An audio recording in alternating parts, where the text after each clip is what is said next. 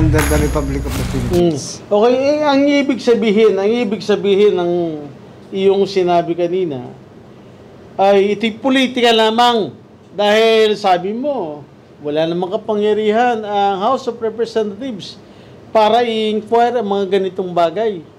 Nor, the sangguniang panlunsod, wala rin kapangyarihan sapagkat matagal na naman natin alam bilang mga abogado na walang oversight function ang sanggunian as well as the House of Representatives or Senate of the Philippines. Congress.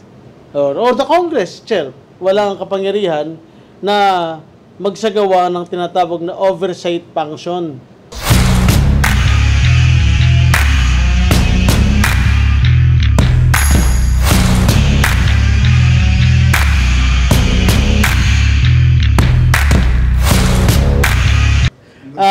Andito kami para hingin ka ng panayam tungkol sa issue na kayo daw ay patatawag na House of Representatives at ang merong akda ng House Resolution 1157 walang iba kung hindi si Mr. Erwin Tulfo.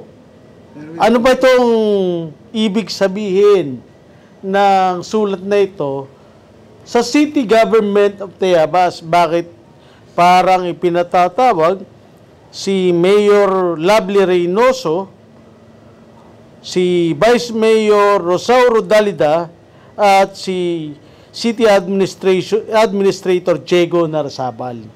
So, anong masasabi mo dito, bossing? Actually, katatanggap-tanggap lang namin ng notice at sa ngayon ay aming pinag-aaralan at binabasa kung ano ang nilalaman ng notice. Bakit ito ay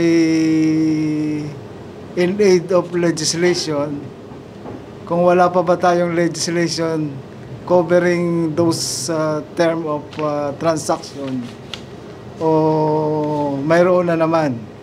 Kaya lamang ay di gusto naming alamin kung paano nag-start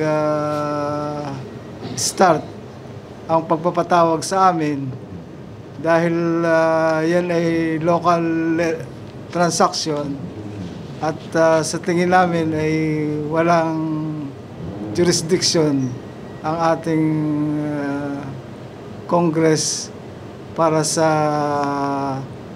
to verify or to make an examination of the transaction because it is local legislation and not national legislation. At alam naman natin na ang COA lamang ang may authority na mag-audit sa bawat government agency na under the Republic of the Philippines. Okay, ang ibig sabihin ng iyong sinabi kanina ay ito'y politika lamang dahil sabi mo, wala namang kapangyarihan ang House of Representatives para i-inquire ang mga ganitong bagay. Nor, the sangguniang panlunsod, wala rin kapangyarihan sapagkat matagal na naman natin alam bilang mga abogado na walang oversight function ang sanggunian as well as the House of Representatives or Senate of the Philippines. Congress. Or the Congress, Chair. Walang kapangyarihan na magsagawa ng tinatawag na oversight function. Lalo na ito, ang mag-iimbestiga ay National Office, the House of Representatives, at ang iimbestigahan ay local government unit. Ibig mo ba sabihin merong political maneuvering dito or circus dito? Hindi ko masabi directly, pero ang nakaka-confuse bakit nga magkakaroon ng investigation ng Congress samantalang it is not a national issue o congressional district.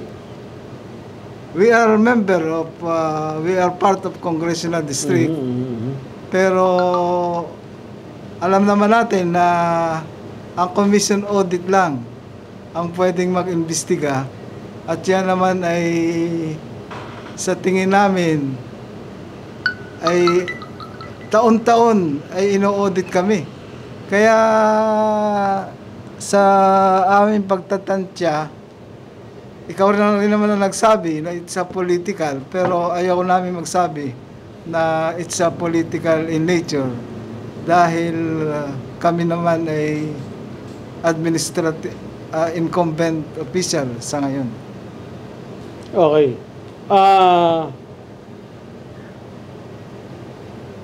Sa tingin mo sa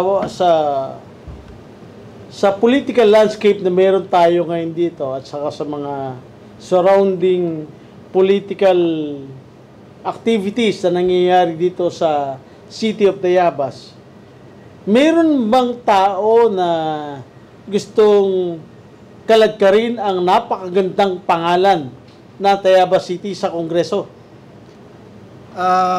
Ayaw ko po na mag-allegation o magbigay ng pangalan.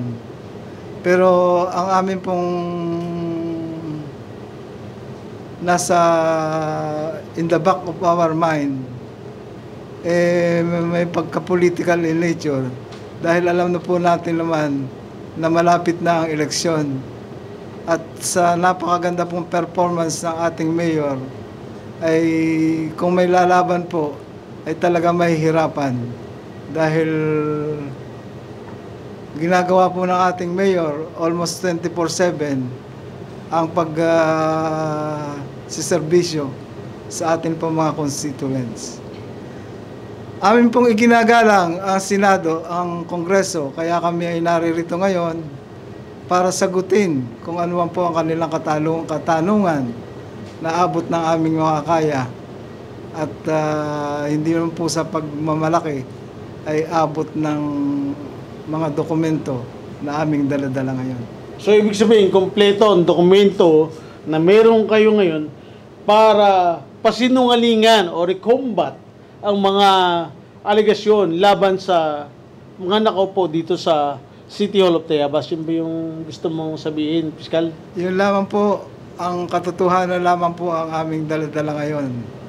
Maliban po sa katotohanan ay wala na po. Pero kami po ay nakahanda na magsabi kung ano po yung transaksyon na sinasaad sa imbitasyon po sa amin. Maraming salamat, Fiscal Cabriga. Thank you, thank you.